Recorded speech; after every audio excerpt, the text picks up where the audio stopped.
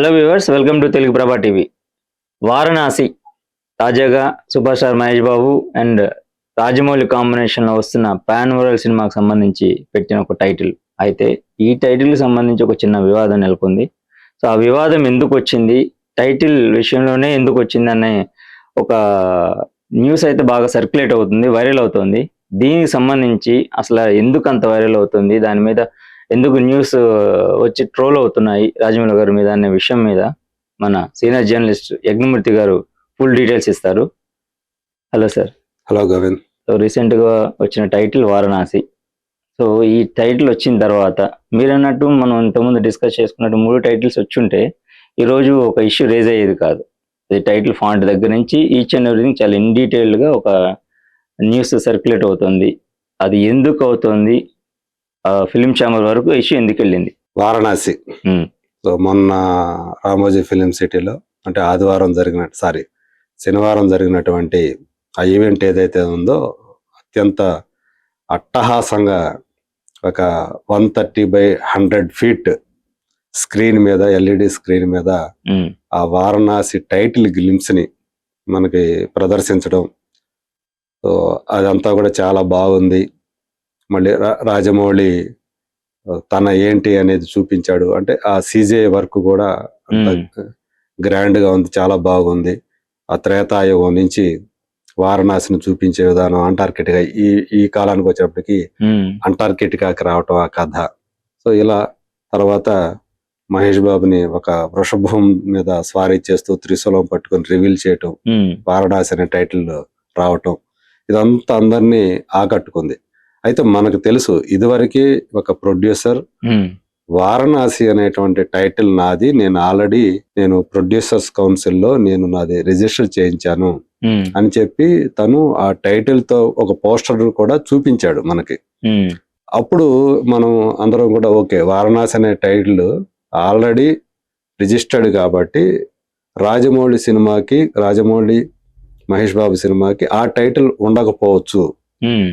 So globe trotter అని ఏదైతే తను చెప్తూ వస్తున్నాడో అదే పెట్టచ్చు, ఎందుకంటే ఇది ఇంటర్నేషనల్ సినిమా కాబట్టి అని ఎక్కువ మంది అభిప్రాయపడ్డారు. సంచారి పాట వచ్చిన తర్వాత బహుశా సంచారి పెట్టొచ్చని అనుకున్నారు, ఉండొచ్చేమో అని ఊహాగానాలు చేశారు. అవి ఏవి కాకుండా వారణాసి అని ఇదివరకు ఏదైతే వచ్చిందో 2 నెలల క్రితం అదే ఖాయం చేస్తూ వారణాసి అనే టైటిల్ ని ప్రదర్శించారు. సో ఏదైనా ఒక టైటిల్ ని రివీల్ చేయాలి అంటే, ఖచ్చితంగా అఫీషియల్ గా రివీల్ చేయాలంటే అది ఛాంబర్ దగ్గర లేకపోతే ప్రొడ్యూసర్స్ కౌన్సిల్ దగ్గరనో రిజిస్టర్ చేసి ఉండాలి. వన్స్ ఒకరికి రిజిస్టర్ అయిందంటే మన దగ్గర ప్రొడ్యూసర్స్ కౌన్సిల్ లో ఆ టైం పీరియడ్ లో ఆ టైటిల్ మళ్ళీ ఇంకెవరికి ఇవ్వరు. అయితే ఇప్పుడు ఒక టైటిల్ రిజిస్టర్ అయిపోయిన తర్వాత చాలా సినిమాలకు సేమ్ టైటిల్ సిమిలర్ గా వాడిన సందర్భాలు చాలా ఉన్నాయి, చాలా సినిమాలు కూడా ఉన్నాయి. అదే ఈ టైం పీరియడ్ ఎంత ఉంటుంది, ఎంత తర్వాత మళ్ళీ సేమ్ టైటిల్ వాడుకోవచ్చు? గతంలో మహేష్ బాబు సినిమాల సంబంధి ఇలాంటిది ఎదురయ్యాయి. తను కలేజా అని చెప్పి ఒక సినిమా చేశాడు. యాక్చువల్ గా వీళ్ళు కలేజా అనే టైటిల్ అనౌన్స్ చేసే టైంకి ఆ కలేజా టైటిల్ వేరే వాళ్ళు ఆల్రెడీ రిజిస్టర్ చేసుకుని ఉన్నారు. అప్పుడు వీళ్ళు ఏం చేశారు, ఆ కాంట్రవర్సీ వచ్చినప్పుడు మహేష్ కలేజా అని పెట్టారు దానికి కూడా ఒరిజినల్ ఎవరైతే రిజిస్టర్ చేసుకున్నారో వాళ్ళు గొడవ చేశారు. అది ఎట్లా ఇస్తారు, అది అనైతికం కదా, ఎథికల్ కాదు కదా అని చెప్పేసి ఆ ప్రొడ్యూసర్స్ కూడా గొడవ పెట్టారు. కానీ ఆ కలేజాకి ఒక ఓడు ముందు లేకపోతే ఒక ఓడు తర్వాత తగిలిచ్చేసి దాన్ని సొంతం చేసుకోవటం అనేది నిజంగా కొంచెం ఇబ్బందికరమైనటువంటి విషయమే. నిజంగానే ఇక్కడ నైతిక పరమైనటువంటి ప్రశ్నలు తలెత్తాయి. ఆల్రెడీ ఒకరికి అది ఇచ్చిన తర్వాత మనం ఆ టైటిల్ ఎందుకు తీసుకోవాలి అనేది ఫస్ట్ వీళ్ళకు ఉండాలి. అది తప్పు కదా అనేటువంటి అభిప్రాయం వీళ్ళకు కూడా కలగాలి. అంటే వీళ్ళు అది ఫిక్స్ అయినప్పుడు ఏమవుతుంది, వారణాసి అనే టైటిల్ ఎప్పుడో ఫిక్స్ అయి ఉంటారు, కానీ అది రిజిస్టర్ చేసుకునే టైంకి వీళ్ళ దగ్గర లేదు, అది వేరే వాళ్ళకు ఉంది అని చెప్పేసి తెలిసి ఉంటది. ఇక్కడ ఒత్తిడి ఎవరి మీద ఉంటది, అవతల వాళ్ళ మీద ఉంటది. ఎవరైతే రిజిస్టర్ చేయించుకున్నారో వాళ్ళు చిన్న ప్రొడ్యూసర్ అనుకోండి, వాళ్ళ మీద ఒత్తిడి ఉంటుంది. ఇలా ఎందుకు చేస్తున్నారు, కొంతమంది ఏంటంటే సార్ మాకు ఇచ్చేసేయండి, మీ టైటిల్ మీకేం కావాలో అది మేము ఇస్తాం, ఆ కాంపెన్సేషన్ మీకు ఇస్తాం అని చెప్పేసి అలా కాంపెన్సేషన్ ఇచ్చి ఆ టైటిల్ ని వీళ్ళు సొంతం చేసుకున్న సందర్భాలు కూడా గతంలో జరిగాయి, మన ఇండస్ట్రీలో జరిగాయి. సో ఇప్పుడు ఏదైతే రామభక్త హనుమాన్ క్రియేషన్స్ అనేటువంటి ఒక బ్యానర్ ఒక సంవత్సర కాలానికి దాన్ని రిజిస్టర్ చేసుకుంది. ఓకే. సో వాళ్ళు ఎప్పుడు చేసుకున్నారు? మొన్న జూలైలో చేసుకున్నారు. అంటే నెక్స్ట్ ఇయర్ 2026 జూలై వరకు వాళ్ళకి దాని మీద వాళ్ళకు ఉన్నాయి. ఈ లోపల ఎవరు కూడా ఆ టైటిల్ వాడుకోకూడదు. అది ఒక రూల్ ఉంది. అది అయితే దాంట్లో ఇంకో క్లాజ్ కూడా ఉంది. మీరు గనక ఒకవేళ ఈ టైం పీరియడ్ లోపల గనక మీ సినిమాని పూర్తి చేయకపోతే అప్పుడు మళ్ళీ మీరు ఎక్స్టెన్షన్ పెట్టుకోవచ్చు. మళ్ళీ ఇంకొక సంవత్సరానికి మీకు ఎక్స్టెన్షన్ ఇస్తాం అనేది కూడా అందులో ఉంది. సో కాబట్టి ఆ టైటిల్ వేరే వాళ్ళు పెట్టుకోకూడదు. వాళ్ళు మళ్ళీ ఎక్స్టెన్షన్ కోరుకోవచ్చు. ఒకటి తీయకపోతే, సినిమా గనక తీయకపోతే వాళ్ళు తీస్తామని చెప్పి ఇదివరకు ప్రకటించి ఉన్నారు వాళ్ళు, సినిమాని తీస్తున్నామని చెప్పేసి. సో మరి అలాంటప్పుడు రాజమౌళి రిజిస్టర్ చేయించకుండా ఎందుకు అఫీషియల్ గా అనౌన్స్ చేశారు అనేటువంటి ఒక ప్రశ్న తలెత్తుతుంది. దీనికి ఇండస్ట్రీ పెద్దలే సమాధానం చెప్పాలి. ఛాంబర్ వాళ్ళు కానీ, ఎందుకంటే ఇప్పుడు ఇండస్ట్రీ మొత్తానికి పెద్దన్న అంటే ఫిలిం ఛాంబర్, దాని కిందే దానికి అనుబంధంగానే మిగతా అన్ని కూడా పనిచేస్తాయి. ప్రొడ్యూసర్స్ కౌన్సిల్ కానీ, డైరెక్టర్స్ అసోసియేషన్, అందులో భాగాలు అవి మిగతా వీటన్నిటినీ కలుపుకొని ఉన్నటువంటి 4 సెక్టార్స్ కి ఇక్కడ 4 సెక్టార్స్ ఉంటాయి. ఒకటి ప్రొడ్యూసర్స్ కౌన్సిల్ ఉంటుంది, సినిమా సంబంధించి, ఇంకొకటి స్టూడియో ఓనర్స్ ఉంటుంది, ఇంకొకటి డిస్ట్రిబ్యూటర్స్ ఉంటారు, ఇంకోటి ఎగ్జిబిటర్స్ ఉంటారు. ఈ 4 సెక్టార్లకి సంబంధించి అదే పెద్దన్న. సో అందరూ కూడా దానికి అనుబంధంగానే పనిచేస్తారు. మూవీ ఆర్టిస్ట్ అసోసియేషన్ ఇవన్నీ కూడా దాని తర్వాతనే వస్తాయి. సో ఇది కాబట్టి ఫిలిం ఛాంబర్ ఏం చెప్తే అదే.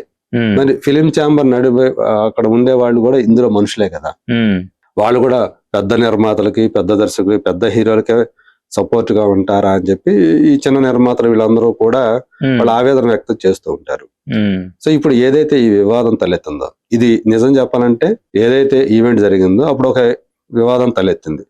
ఆయన ఒక దేవుడికి సంబంధించి నేను దేవుడిని అంతగా పెద్దగా నమ్మను అన్నాడు. అంటే ఎంతో కొంత నమ్ముతాడు అన్న ఉద్దేశం కూడా అందులో ఉంది.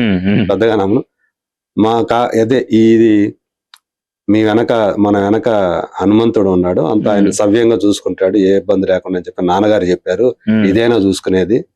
రమ కూడా హనుమంతుడిని ఫ్రెండ్ గా భావిస్తుంటది, ఆయనతో మాట్లాడుతుంటుంది.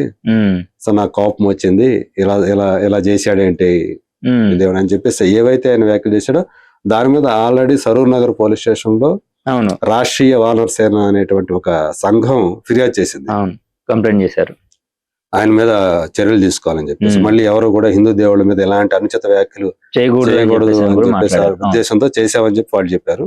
సో అది నేను అనుకోవడం పెద్ద ఇంపాక్ట్ ఏమి ఉండదు, దాన్ని పక్కన పెట్టేస్తారు నేను అనుకోవడం అది.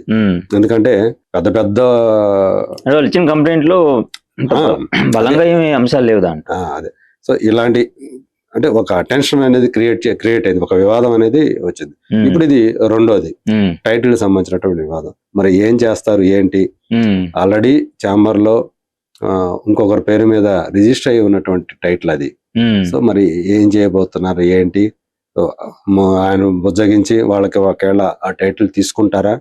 ఎందుకంటే అనౌన్స్ చేసిన తర్వాత ఇది వరల్డ్ సినిమా, ఇంటర్నేషనల్ సినిమా.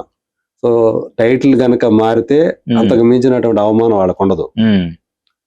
ఎలా ఎలా ఎలా ప్రకటించేస్తారు రిజిస్టర్ చేయకుండా అనేటువంటి ఒక ప్రాథమికమైనటువంటి ప్రశ్న తలెత్తుతుంది. సో ఇక్కడ డిఫెన్స్ లో ఎవరు పడ్డారంటే రాజమౌళి పడ్డాడు అలా ప్రకటించడం ద్వారా.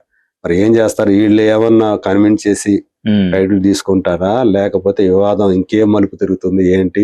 ఆ ప్రొడ్యూసర్స్ ఒకవేళ ఆ టైటిల్ ఇస్తారా, లేదు మేము ఇవ్వమని చెప్పి భీష్మించి కూర్చుంటే ఏం జరుగుతుంది ఏంటి అనేది చూడాలి మరి. సో మీరు చెప్పిన దాన్ని బట్టి చూస్తే, ఒకటి టైటిల్ వాళ్ళ అఫీషియల్ గా రిజిస్టర్ చేయించుకున్న వాళ్ళ దగ్గర నుంచి తీసుకోవడం ఒక పద్ధతి, లేదు అంటే టైటిల్ మార్చాల్సిన ఒక పద్ధతి. మారిస్తే కొన్ని మీరు అన్నట్టు కొన్ని ఇబ్బందులు ఎదురవుతాయి. సో వీటన్నిటికీ కూడా ఫైనల్ గా రాజమౌళి గారే ఆన్సరబుల్. సో చూద్దాం ఏం జరుగుతుంది అనేది. సో చూసారు కదండి, వారణాసి టైటిల్ సంబంధించిన వాటి వివాదంలో ఉన్న చిన్న చిన్న ఇబ్బందులు. సో ఈ క్లారిటీతో నెక్స్ట్ ఏం జరుగుతుందనే దాంట్లో అప్డేట్స్ చూద్దాము. సో నెక్స్ట్ మరో ఇంట్రెస్టింగ్ టాపిక్ తో మళ్ళీ కలుద్దాం. Thank you so much.